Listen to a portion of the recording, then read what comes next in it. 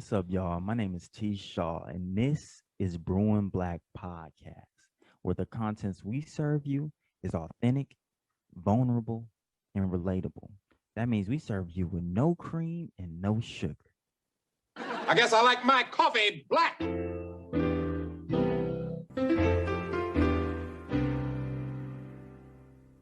Hi, everybody. What's up? My name is Scholar P, pronouns he, him, his. And it's your boy T Shaw, pronouns he, him, his. And welcome to Brewin Black, your favorite topical podcast for those who like their subjects, like we like our topics. Black. T, man, my God, what a crazy last few weeks, man. Yeah, man. What is life right now? What is life? I feel like it's sort of like what a time to be alive. Yeah. Jay, right? But like in a bad way. Yeah, you know, it's like when yeah. they say that, it's like, oh, it's partying, like we lit. You know what I mean? Like what a time to be alive. We celebrating. It's like, I don't know. This isn't really a time of celebration. It's a time of tragedy and like horror in a way. It's like, nigga, I'm kind of scared to go outside. Like, yeah, I mean, all right. So, and here's the crazy thing about being black, right? You know, you wake up every day and it's sort of like this could be it, just based on blackness alone. So, like, it's unfortunate though because I think that with all the shootings and stuff like that, people are maybe now starting to realize that like if you don't handle all these other problematic things that we've spent our whole podcast series talking about. It's eventually going to end up hurting more than just black people. Absolutely. And that's what we've been seeing with the mass shootings. So rest in peace to those impacted at Uvalde.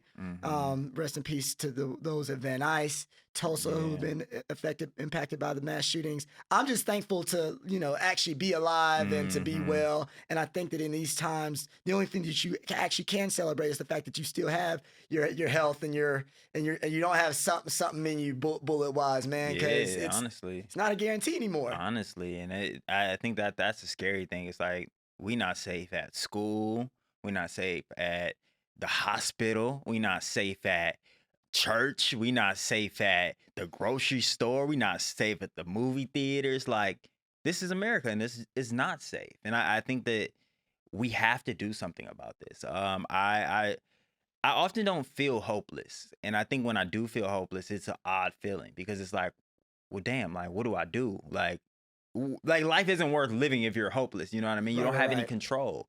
So I have had some really good conversations just on what gun control could look like and solutions-based conversations because I've been in spaces where it's been kind of just venting and that doesn't make me feel good because we're all just kind of sharing that we're scared. And it's like, we all scared, then we're all on like edge. And then, I don't know, it just, I feel like it spirals a lot. Right. So yeah, man, it's crazy, and we have to do something about it. It's been 20 mass shootings since Uvalde, right? So it's like, and that's not even since the last episode when we talked about the mass shooting in Buffalo.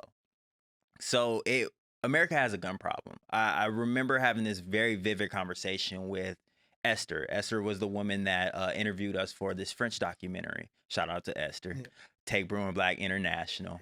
But she discussed like, being French and have living outside the United States, she couldn't understand the problem that we have with guns and like why Americans feel like it's their right and like why their freedom is so tied to gun culture because gun culture kills so many Americans.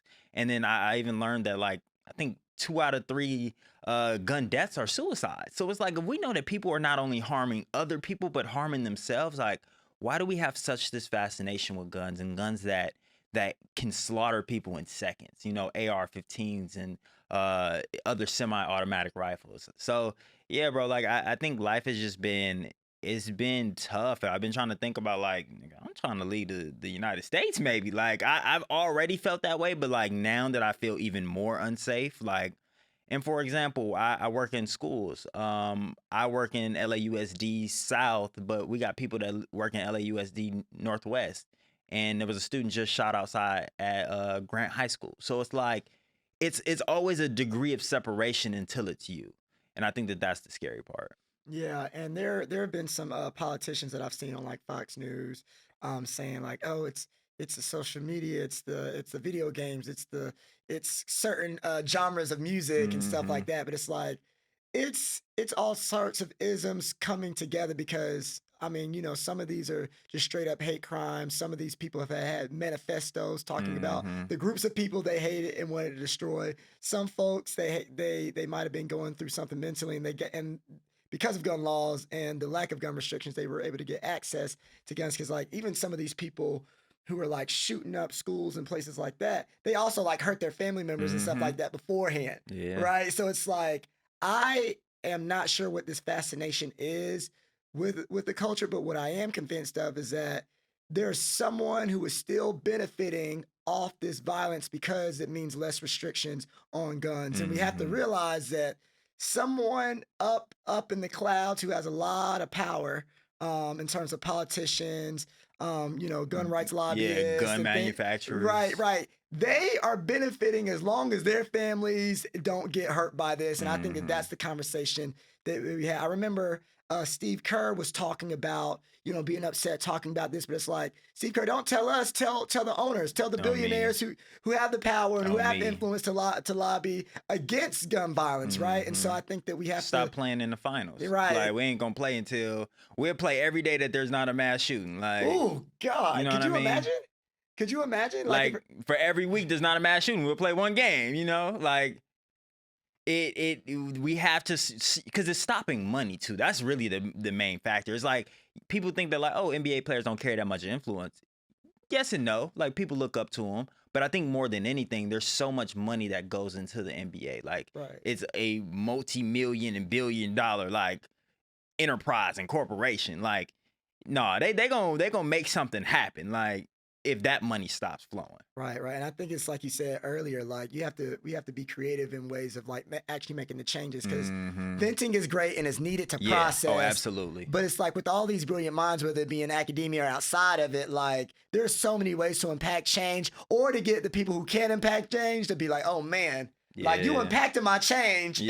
So now I'm going to impact change. Because unfortunately, that's how a lot of stuff works. No one cares until it's in their pockets.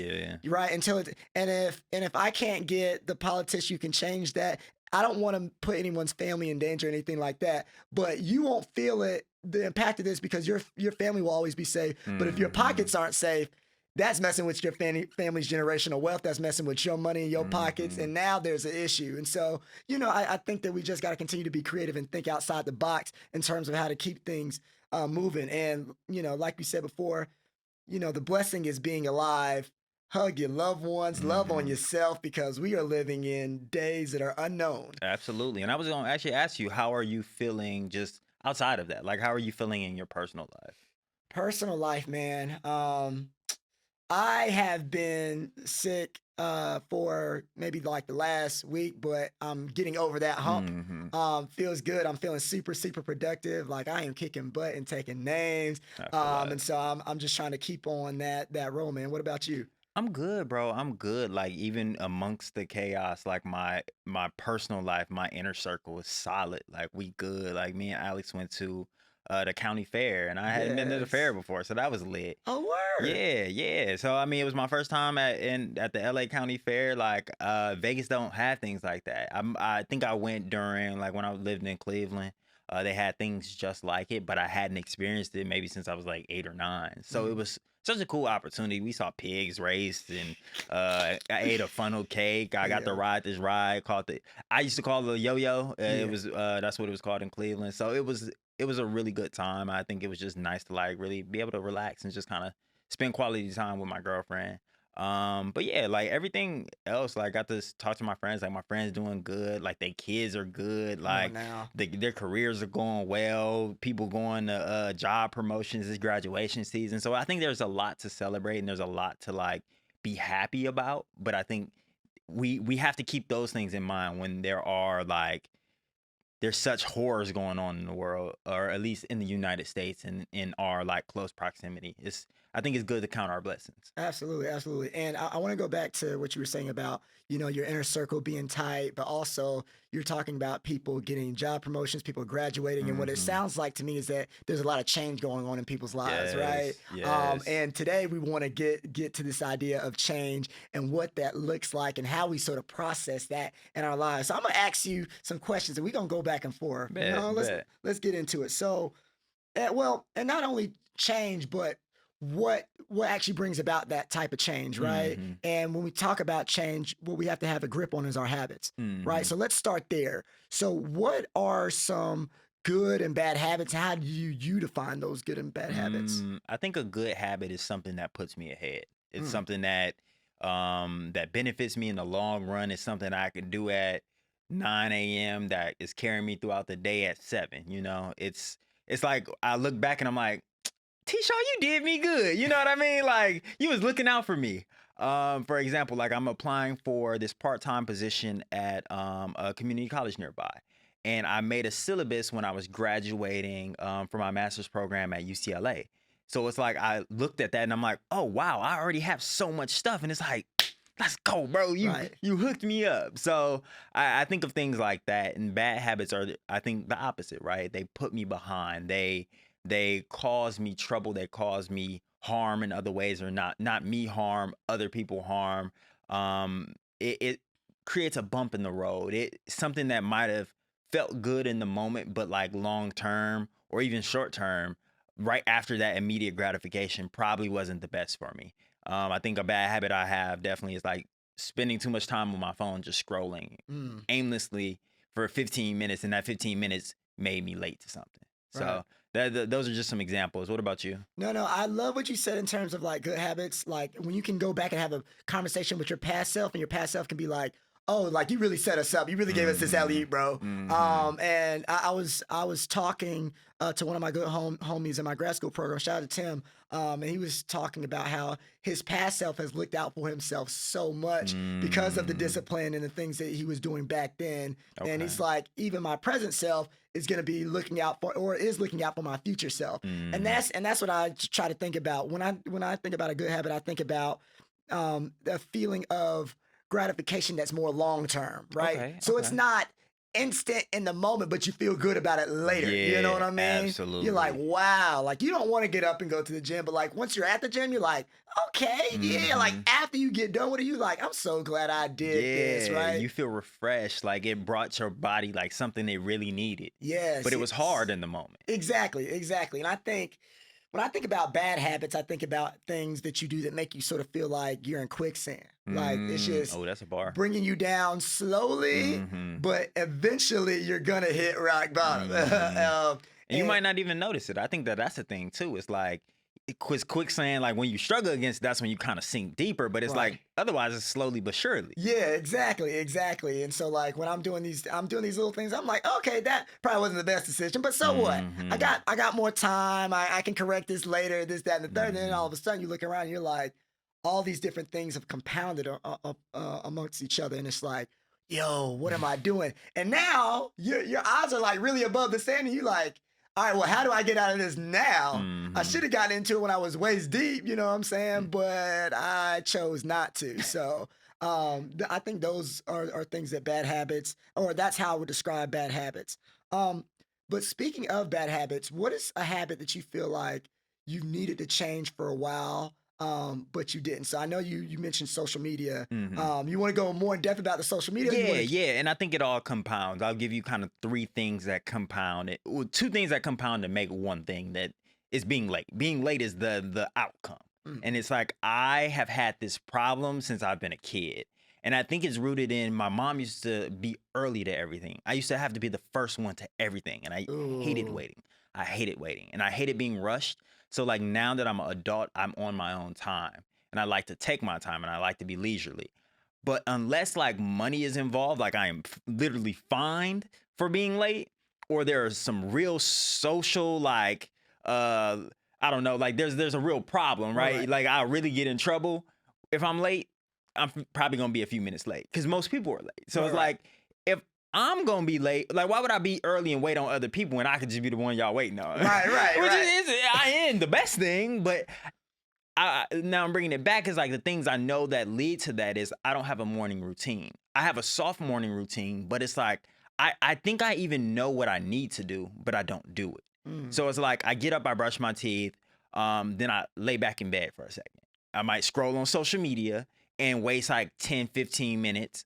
And then I get up, I walk deuce, and then I determine how much time I have. I usually shower at night, so then I usually can just kind of like get dressed and go. Right. But I know my day is always better if I can make breakfast or eat something and then have like a little cup of coffee. Like my day, the difference in my day is so like stark, like it's so different. And it's these little habits that make my day. But it's like once, like I spent a week not looking at social media when I first got up, and it actually went really well. Like I had an extra 15 minutes, so then I'm really not rushing. But then sometimes I'm still leisurely. It's like, oh, well, now that I have an extra 15 minutes, I'm just kind of really lollygagging because it's early in the morning. I really don't feel like doing anything. And then like something in my brain clicks. It's like, oh, you have 15 minutes. And then that's when the urgency kicks in. So like that's something I'm definitely working on. It's something I've been struggling with. I found this note from Elda that says something like that she looks up to me, or that I'm like inspired, but I inspire her, except for the fact that I'm never punctual. Yo, not except. Yo, that's a sick note. You inspire me except for this. Yo, shout out to man.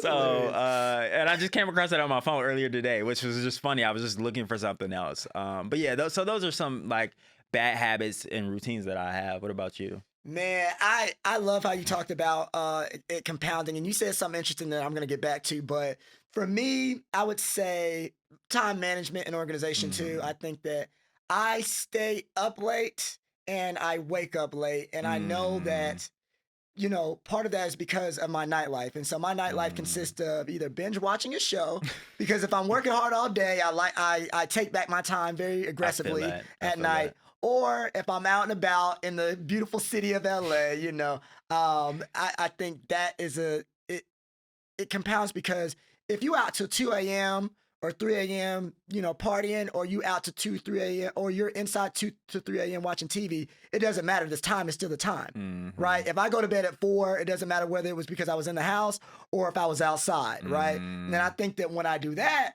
I wake up, and I have to wake up later. And when I wake up later, that's when everybody else is up and everyone else is blowing you up, pulling for your attention. And then if that's like 11 to 5, then I'm going to be like, all right, well, it's nighttime hours now. It's demon time now. So now, and it keeps going, and it keeps recycling itself. Oh, wow. So what time do you feel like you go to sleep regularly?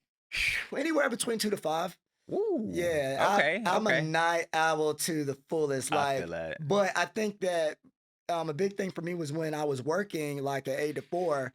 You know, it was cool, but I got so used to like being outside and doing things after work and getting hyped about that. So when I got to grad school, that was a very hard adjustment. And my schedule is way more flexible now as a student than it was when I was working a 9 to 5. So when you worked a 9 to 5, did you stay up that late still?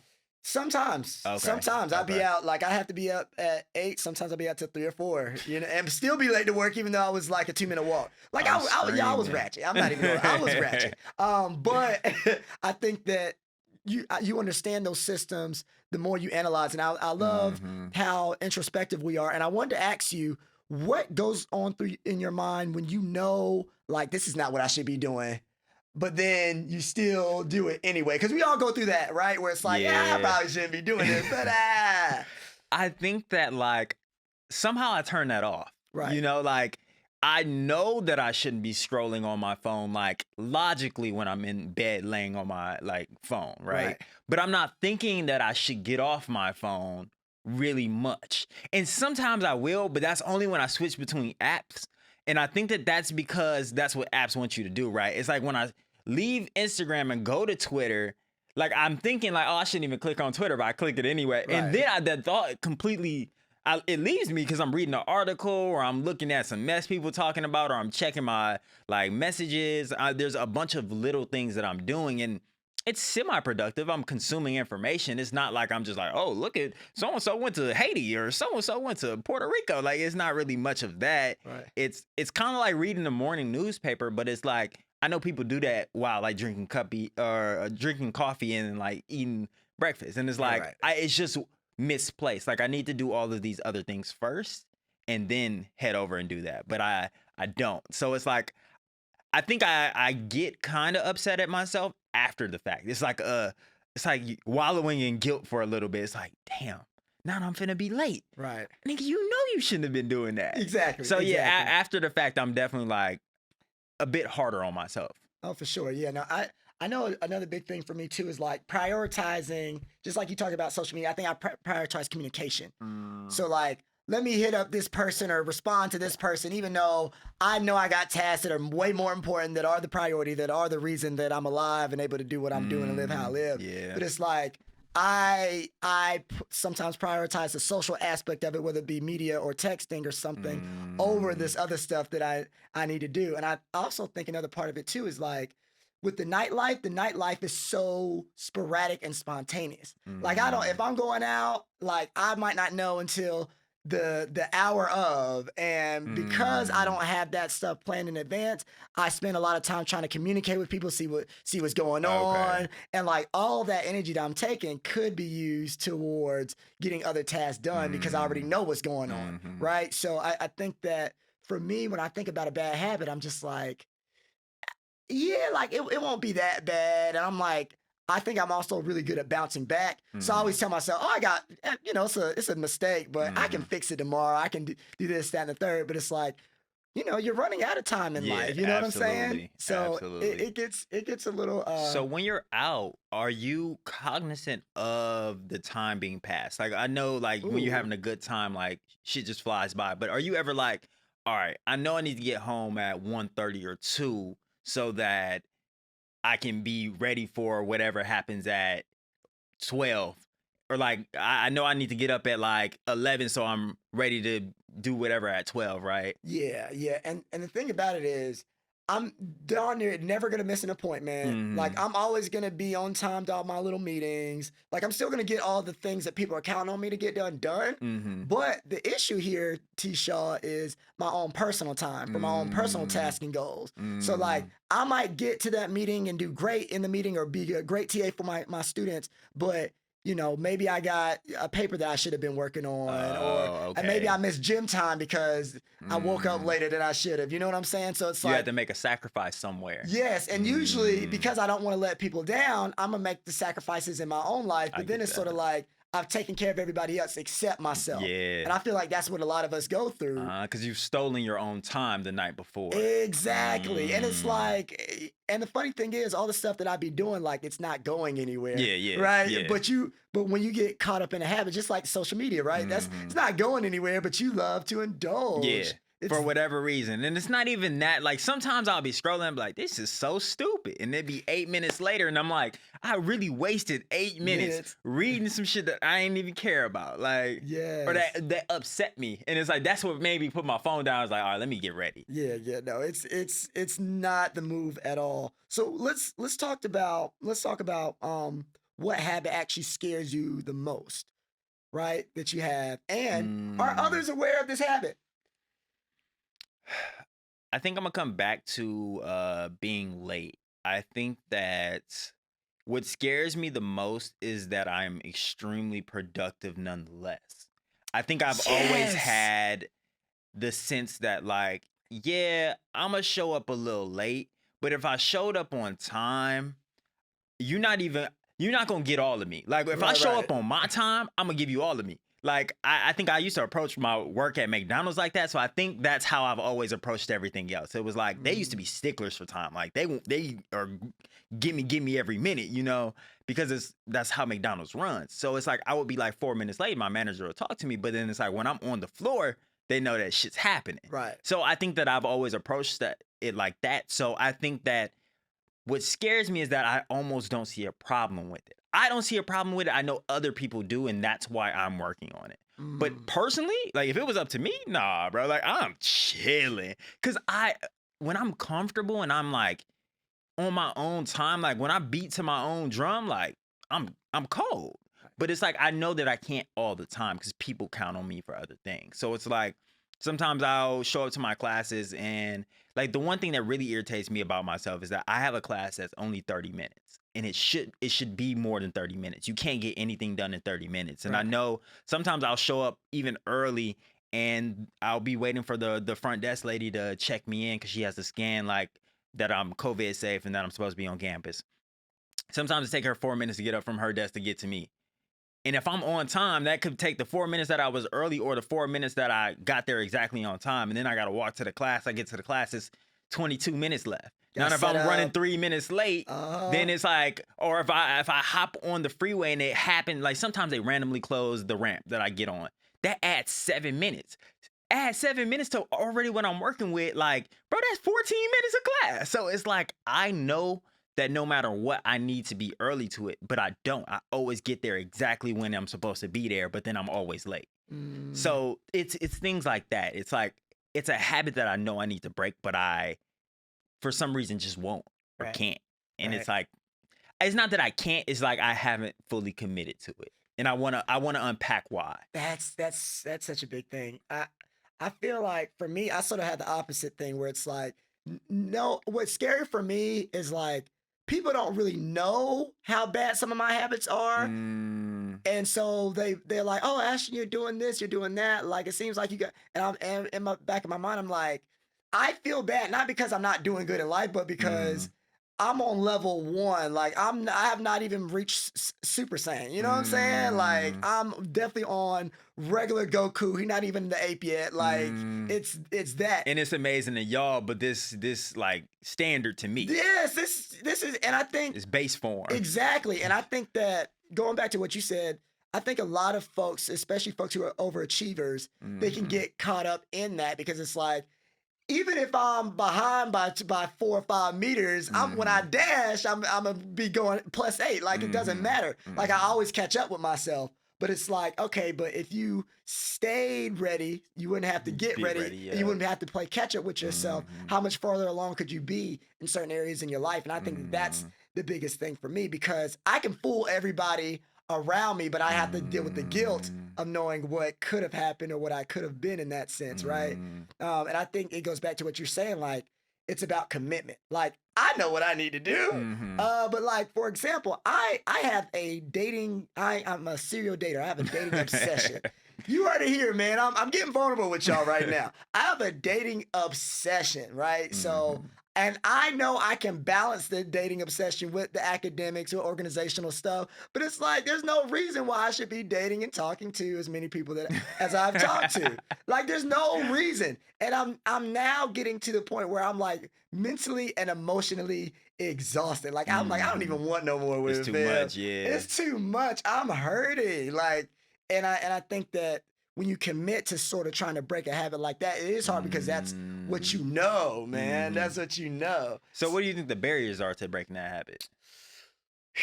I think the accessibility of FOMO with the apps, with the little different apps, because I know I can access it anytime. Okay. It's the FOMO in terms of in Los Angeles, for those of you who don't know, you can be out every single night somewhere with Black people. And it is gorgeous. It is awesome. It's incredible. And like, you had a bad day, or you can forget about it out in the city. You know what I'm saying? There are a bunch of great date spots, a bunch of great date ideas. I'm a creative person. I love experiences. I love creating experiences with new awesome people. And that's where I get messed up because I'm like, that's always there. And you can never get enough of that, right? You know, just like with you can never get enough of social media. It's there. I do appreciate Instagram because they're now saying like, oh, you're caught up. Like you get those little check. Really? Well, oh, you must be scrolling. Yeah, no. Like it'll literally be like, yeah, this is everything from the past 3 days. You've seen everything, bro. Like they're low-key saying like, get your ass off, please. Like we don't want to be liable. I appreciate that, but I'm not. Instagram isn't really my vice. It's Twitter. Instagram is like, I am working. Like, if I'm on Instagram, I'm looking at, like, I'm probably doing some podcast stuff, or I might be looking at people's stories, but I might watch 4 stories at most. It's like my sister, my mom, Arlander, Elda, you know what I mean? Or Alex, you know, like, it's not, I don't really care what people are doing, to be honest. Like, I watch yours, like, I watch people that I know because I'm talking to you. So it's like, oh, this is cool, you're doing this. But if I don't talk to you that much, like, I don't really care what you're doing. I hope you're having fun. Bro, it's the news feed for me. It's the timeline. Because all the news stations and stuff, like the Shade Room, and it's like, you send those funny stories to your friends and your people, then they respond, then the group chats. Like, what is it like for Twitter for you? Twitter is, I consume information. That I think I am like a glutton for information in a way. So it's like, I like to consume people's thoughts and opinions because not only, it doesn't really help me form mine, but it's like batting practice to me. Right. Like I think about how you're thinking about something. I'm like, why do you think that way? Right. And then I like go through the comments, look at what other people are saying. I might read the quote tweets because there's a bunch of controversial stuff, and it could be something silly and funny, or it can be something really serious. They be talking about gun control. It's like, oh, I want to know what y'all think about gun control. So it's now I'm at 8 minutes in because I read a thread that somebody wrote about it. Then I'm reading a counter thread, and it's like it's just like a bunch of writing everywhere. It's just everybody's thoughts in their diaries sometimes. And it to me, that's fascinating. And it is endless because it just keeps going. Right. And I've learned to turn off the algorithm because I think what's helping me is that I have recognized that Twitter's algorithm is terrible. It's gotten so much worse. So I change it to the chronological side of it. And it like then that gets extremely boring because it's like you just see the tweets like per minute, like by whenever people tweet it. So it's like you might see a retweet, but it's like it's the locals that I know. It's like people I went to high school with, or it's not all of the controversial stuff being thrown on my timeline constantly. So like I can run out of stuff to consume. Like if I'm scrolling for about a minute or two, it's like I might have engaged with 2 tweets and I'm off. So those are things that I'm trying to work in. So I was gonna ask you, like, what are some ways you can try to break that habit? Like, what are some kind of guardrails that you can put on that can maybe stop you from overindulging in like going out every night or like on every app? You know what? And you gotta set boundaries with yourself. And I remember rest in peace to Kobe. He talked about creating a contract with himself, and he signs it. He signed it at like the beginning of the year, and he just kept himself to that, right? So for me, I know I have tried to put in some provisions like on these nights that are less likely when people are trying to go out anyway, like a Monday through Wednesday type deal. Like I'm a chill out too because it doesn't matter. The rest of the world is out anyway, not like that. So I can chill. Or even with the apps, like you get on there. Is there a match? No. All right, delete it immediately. Versus, all right, well, let me scroll. Let me try to find something like, nah. It's the only reason you go on there is the FOMO. Like, did someone that you had swiped on, did they match back with you? Like that could have been bad. Right. Like it's always the potential. Exactly. So if you don't see no one, you just delete it. You know what I'm saying? And then also I like to journal here and there. And sometimes I like to write stuff and remind myself of like why I don't do certain things. So like once again with the dating apps, and I've said this on previous episodes. let me walk y'all through it, right? You have to first swipe and hope that this person you swipe right on is interested in you. Matches, but if they're interested in you, you're probably like 20 out of 20 people. 1 of 15 matches. Exactly. On that day. Exactly. Especially if you're a woman and you fine. Come on. So you gotta hope that the woman can get to you. Hopefully she hasn't found too good of a connection or too bad of a connection, right? To like make her not be on the apps at all. Wow. Right. Then you gotta have the conversations and hope that the conversations are going back and forth. Then y'all gotta plan a date, and then y'all gotta hope the date actually happens. Then the date actually has to be good. And that's only step 1 versus literally going out in public, just living your best life and then just meeting someone randomly. You know what I'm saying? And skipping all of those steps. That's time consuming. Exactly. And I think that one of the big things for me is that like all these people are pulling away from my time to myself. Like I'm giving it to so many people, like it's not my biggest resources. The biggest resource. That's the one thing in terms of wealth that everyone has. Yeah. Time. Now, time isn't the same for everybody, right? But that's something that you have that you can actually give freely in some way, shape, or form. You're gonna give your time. Yeah. You don't even have a choice. The 24 hours are gonna go by regardless. So it's like I could be doing so much more with this time. And being in control of that time. Being in control of that time kind of makes you wealthy in a lot of ways. Right. Because you can do different things. You can acquire different skills. You can acquire assets and money, right? You can choose what you want to do with your time. So if you're not spending it wisely, then you are at a deficit. Right. And I guess I'm realizing through this conversation is that good habits, like it is about time management in a lot of ways, right? Like habits are what you do with your time, right?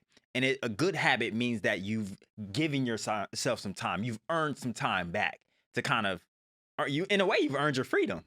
Yeah. And then bad habits is like penalizing you and taking more time away and often causing poor performance or poor outcomes. So yeah, that's interesting. I've never thought about habits like that. And you know what? You just made me think about something else.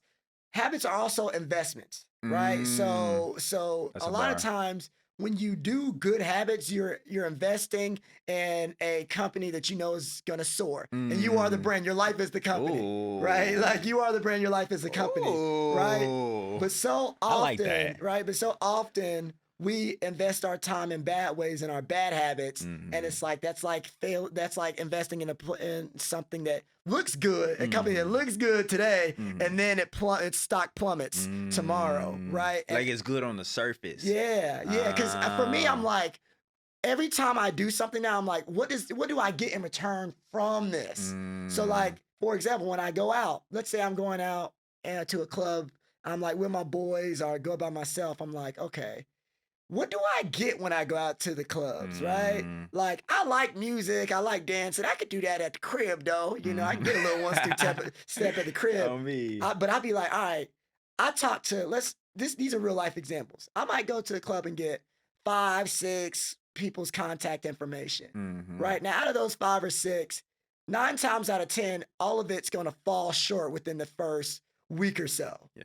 And then what I think about is, all right, that was time that I can't get back. That was gas that I can't get back. If I spent money on drinks, I can't get that back. And then these people, I probably wasted time going back and forth trying to text them. Some people won't respond. Some people respond for once or twice. Some people you might almost get to the date. It almost feels like the dating apps again. So it's like it became a thing of like, okay, is this really the best use of my time versus something like the Black Flea Market, shout out to the Black Flea Market, or like something else that's more culturally enriching, that's not as expensive, and where you can like genuinely meet someone in a place that isn't loud with drinks flowing everywhere and dances going everywhere. So I've even thought about it like that. You have to look at each part of your life and be like, what am I getting back from this? And like is it likely that I'll get something back from this? Because I think a lot of us live for this.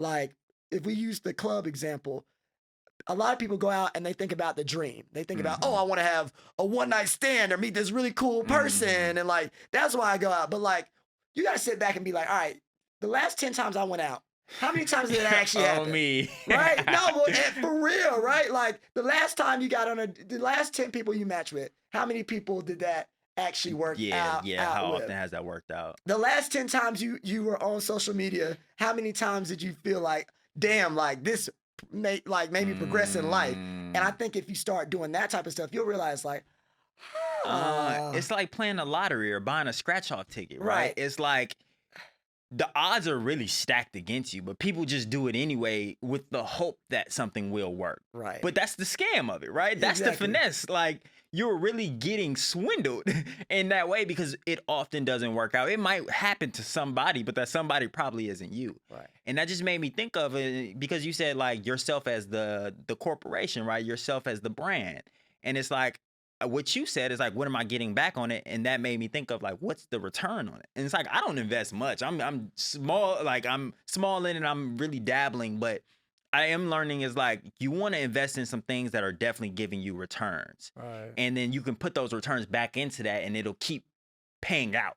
And it's like, I think about the podcast. It's like, yeah, I could have spent 50 minutes on social media. And it's like that 50 minutes, if I put that toward the podcast, that's something that's paying dividends back to me. And I could put it back into that and it's going to give me more. It's like, oh shit, made a good reel. And now we got 25 more followers, 2 more subscribers. Boom. Put it back into the reel or put it back into the podcast and it's bringing me more. So I really like that because it's like, what are you investing your time in and how is it being returned back to you? What is it giving back to you? And is it fruitful? Like, are we just wasting money? And I think like in examples like that, when you're spending time on people that like are often, unfortunately, disposable, not disposable in that way, but like for your life, you don't see a place for them. It's like, damn, I'm out of cash and time. Yeah. I think that's something that I realized too, because I was like, oh, this is a great person, but I don't like it. It's not gonna go nowhere probably, but like, I'm spending time texting you. I'm spending time FaceTime. I'm spending time, and it's just like, all right, that's cool. Because in a week, I'm gonna be like, I could have used that to write a paper. High key. I could have used that hour at the gym. I could have Mhm. done all these things. So yeah, like I think that's a great thing to think about when you're thinking about mastering your habits and Mhm. even picking what habits you're going to Yeah, have. yeah, You know that's what I mean? true. So And like that. being like very self-aware, like I know I play video games. I play video games a cool amount, and it's like I set a time limit. It's like I run Call of Duty with like two of my good friends, and it's like it's something that we really enjoy because it's like not only time is it time to catch up and like really talk to them, see how their life are, because we playing the game, but we on the headset. Right. But it's like so it's kind of bonding in a way. It's like I'm spending time with them, but at some point, like it's not a value to me, it's a detriment. And it's like I have to figure out how much is enough. Cause after about an hour 15, it's like, all right, it's cutting into some time that I should be working on like my lesson plans, or I should be working on like I could be talking to somebody else. Like, I don't know, there's different things. It's like, shit, I ain't even called my mom yet. Like, let me give my mom a call. I ain't talked to her in 8 days. Like, Right. so there, I think yeah, it's just like, how do we want to invest our time? It's just something I keep coming back to, and I really like the analogy that you made. Well, and then two more things. So the time, I think sometimes what's really helped me out is if I feel like I'm indulging in a bad habit, Mm, or I need to like do something that's like a good habit. I'll sort of do the opposite of what you're doing, and instead of like putting a limit on how much I can do, like a particular bad habit that could turn into a bad one if I indulge too much time, I'll be like, let me spend 5 minutes doing this good habit.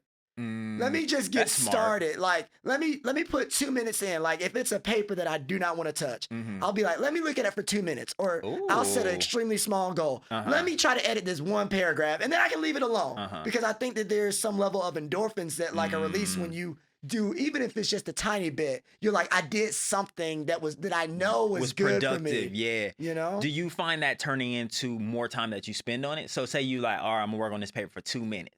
Do you find yourself working on it for more, like maybe 10 or 15, or do you just sometimes cut it at 2? Usually it is more because you know the thing about it is sometimes even when you're passionate about something, you can feel overwhelmed by the work it takes to indulge in your passion.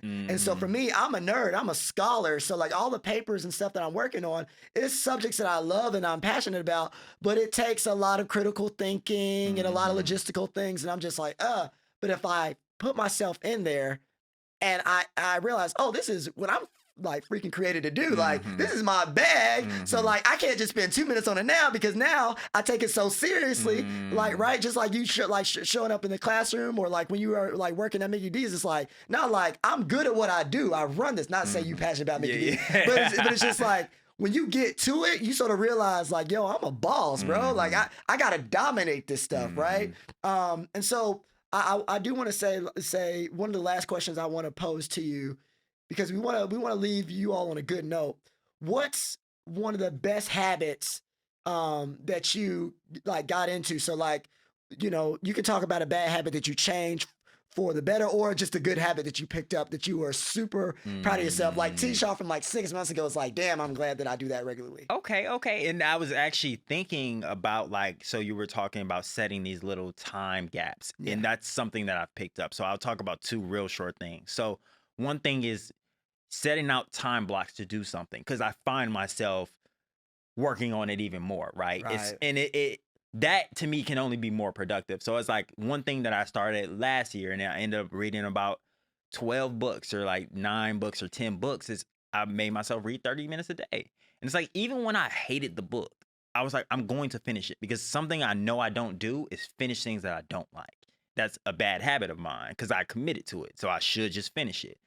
So reading 30 minutes a day, I just knew that I was going to do it. So picking a time where I was going to do it, usually before bed, when I'm laying down, instead of watching TV, let me just turn off the TV, set a timer for 30 minutes, and then start to read. So if it's not too late and I'm really into the book, like I go more than 30 minutes, I just let it ride. And if it's not, then I constantly check the time, but it's like I'm just still getting through it. Yeah, I'm going to commit to it. So I think setting blocks of time where I'm going to do something, because I find myself procrastinating and running away from it because it sounds hard, but it's never as hard as I think it is in my brain. Like, I've been running away from this cover letter for so long, bro. I sat down, I was like, I'm gonna just work on it for 30 minutes. Spent like an hour and a half. and it was pretty fire. And it's Don't you like, be feeling crazy too? Man. Like, bruh, I could have done this a while back. and that's when I get frustrated at myself. So it's like those are habits that I'm trying to build. It's like each and every day I make a to-do list and then I set out time where I'm gonna spend on something. And that makes me very cognizant and present of the time that I have in my day, time that I don't control, that I have to do other things, work on different things, go to work.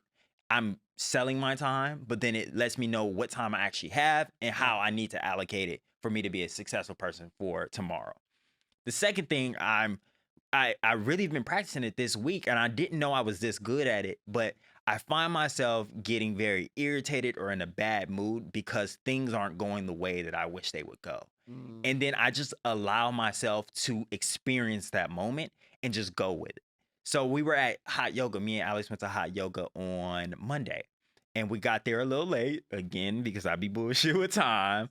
I got there maybe 4 minutes before the class started. To me, that's good, bro. I wasn't late. I was a little bit on time, but it was late because there's only so many spots in the class. And people don't know each other, so they'll leave maybe one gap, but not two, right? So me and Alex can be near each other unless it was at the far corner of the room. One, it was where it was the hottest, but the second was it was right under the speaker. So I couldn't hear the yoga instructor. Like she could hear because like it was closer to me and she had an ear that was like closer to her. But I was in the corner, so it's like where the sound is reverberating, so I can't hear anything. So I have to only way I can tell is by looking at other people. And like I just started getting really frustrated. I was like, nah, it's not fun. Like I'm not enjoying this. And then I was just like, you're here and we're 6 minutes in. Unless you're gonna walk out and lose your money on this, like you better just rock with it. You better enjoy it. Right. And I just started having fun. Like I started taking it much less serious. Not less serious in a bad way, but taking myself less serious. It's like, look, bro, you just got to enjoy it. And I found myself, I even did this today at work. I had a super hectic schedule and I plotted out the time that I needed to, or the different things that I needed to do and like how I needed to get to these different places at different times. And I was like, just kind of finding myself overwhelmed. And I just kind of let myself know that like, it's not that big of a deal. Like it's going to get done. Like you're going to make it to the end of this and it is going to be what it is. It might not go as great as you wish it would. It's not going to be as productive, but it's going to be. So if you're in a funky mood now, like everything by the end of this, you're actually going to be mad because you didn't use the time wisely. So just show up and do what you can while you're there. And like, yeah, some other people might not show up, but it's like, do what you can and don't hold the burden of anybody else. And it's Don't hold it. So yeah, it's just changing my attitude and my mindset. It's really a mindset shift because like other people won't know that I'm in a bad mood, but like I feel it internally and it like colors how I feel about that situation. So it's like, no, just it is what it is. It's like it's because I know not to take it personal because it has nothing to do with me. So if I can take away myself and my ego away from it, then should it be cool? No, exactly. And I love what you said about not holding on to the burden because I think this year, I'll be 29 in July. So we got less than 2 months, which is crazy. But what I feel like this year's probably been one of my most scumbaggiest years. And I think that, unfortunately, I carried a lot of guilt and shame for the things that I've done and do or whatever. And I think that what I've learned is that okay, you might be feeling crazy right now, but you got to start to compartmentalize things. Like you still got to go out there and be great professionally, academically. You still got to show up for people. And it's like you feeling sorry and shameful and guilty and letting that consume you is not productive for you or for the people you might have hurt or offended. Like there has to be growth on the other side. Like it has to be worth something. And I think that that's a habit that so like what you're saying, like you can't hold that energy all the time. I think that sometimes people try to do that and like then they're like, well, because I used to be the person who would be like, well, if I'm not feeling good emotionally, professionally, academically, I'm just gonna let everything pause and sit. But it's like, Nah, man, get up off, like, dust yourself off. You're not gonna feel good every time you gotta get stuff done. Absolutely. You gotta do it first, and then you'll feel You'll it. feel good after. Exactly. Like, especially when you hurting or feeling guilty or whatever. And so I think that's a good habit that I picked up. But man, this has been a great episode. Dog. Absolutely. I feel like it was a really good conversation in itself, right? And I think a lot of people are going to be able to really connect to it. I think we all struggle. Like, no matter what the age, we struggle with time management, and like building habits. Like, it's hard. Like I told you, I have a whole morning routine written down, like on a piece of paper stapled to my wall, and I look at it in the morning, and I lay my ass back down and get on my phone. Like, right. So it's like, I guess it's accountability. I guess that's the last thing I want to leave people with is like, find people that will hold you accountable. Like, build up accountability measures for yourself, but also find people that hold you accountable and like that want to see you succeed and accomplish your dreams. Like, if you got those people in your circle and they're holding you accountable, I'm sure sky's the limit. Yeah, I will. Yeah, that's something else that I picked up. Like, accountability partners for certain things. And what you just said made me actually want to look at all these other different categories and be like, I need accountability partner for multiple sections of my life. And it doesn't have to be the same person, it can be different people. Absolutely. So it should be. It should be. Exactly. Okay. Well, yeah, it's been an amazing episode. I just remembered in this moment we did not do our land acknowledgement. So this is the land of the Gabrielino and the Tongva. This is stolen land. This is colonized land. And we will always, always, always pay those respects. We're not going to miss it on no episodes. No matter where it comes, it's going to be here. Just know that. But yeah, you have any final words? Nah, man. Take us out, brother. All right. Like we like to say, keep the coffee black. All right, y'all. Peace, and we'll see y'all soon.